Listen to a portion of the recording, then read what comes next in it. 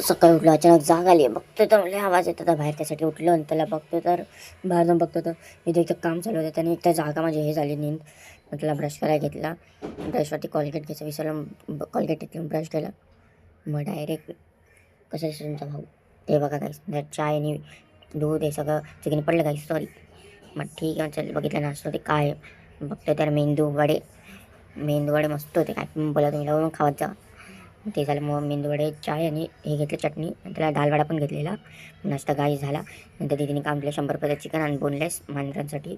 मग ते आणले गेले मांजर भेटली मांजर काय